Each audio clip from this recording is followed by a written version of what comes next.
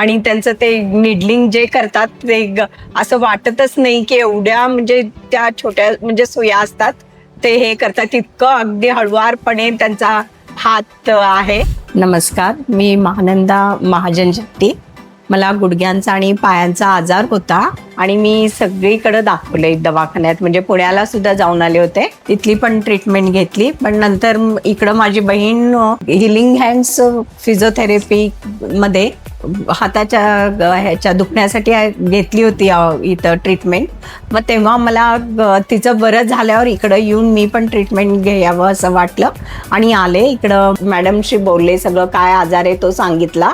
मग मॅडमनी 1 महिन्याचं ट्रीटमेंट मला सांगितले. त्याच्यामध्ये चालू झाल्यापासून 8 दिवसात मला एवढं जाणवलं नाही, पण नंतर जाणवायला सुरुवात झाली की सगळं कमी होत गेलं. आणि माझ्या 1 महिन्याच्या ट्रीटमेंटमध्ये मला पूर्ण 80 ते 90% पर्यंत मला हा आजार माझा बरा झाला. आणि मॅडमच्या इथली ट्रीटमेंट अगदी अत्याधुनिक, सगळे मशीन्स वगैरे त्याच्याद्वारा त्यांनी ट्रीटमेंट दिले. आणि मॅडम स्वतः ॲस्ट्रोपतीने त्यांची पण ट्रीटमेंट असायची, मग त्याच्यानी तर अगदीच म्हणजे लवकर आराम मिळायला लागला. आणि नंतर इथला स्टाफ पण खूप छान आहे, सगळे मशीन्स वगैरे व्यवस्थित ते हँडल करतात. आणि मॅडमचा स्वभाव तर खूप चांगला. अगदीच त्यांनी पहिल्यांदाच मला सांगितलं होतं की कॉन्फिडन्स, इतका त्यांचा कॉन्फिडन्स होता की त्यांनी म्हटले तुमचं अगदी पूर्णपणे बरं होईल. आणि तसंच झालं अगदी. आणि त्यामुळं मी आता आनंदी आहे.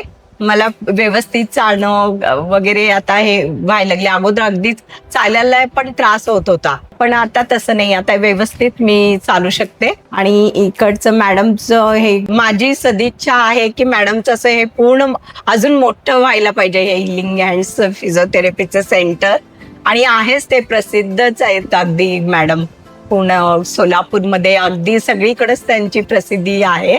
मला मॅडमचा अगदी मनापासून खूप खूप आभार मानायचे आहेत. त्यांचा स्वभाव इतका छान आहे, अगदी विचारपूस करतात आज कसं आहे तुम्हाला भेटल्यावर.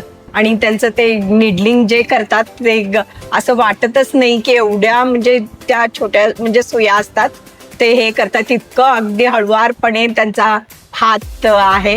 आणि त्यांची खूप ट्रीटमेंट छान आहे आणि मॅडमचा स्वभावच खूप इतका छान आहे, त्यामुळं मला त्यांना खूप धन्यवाद द्यायचे.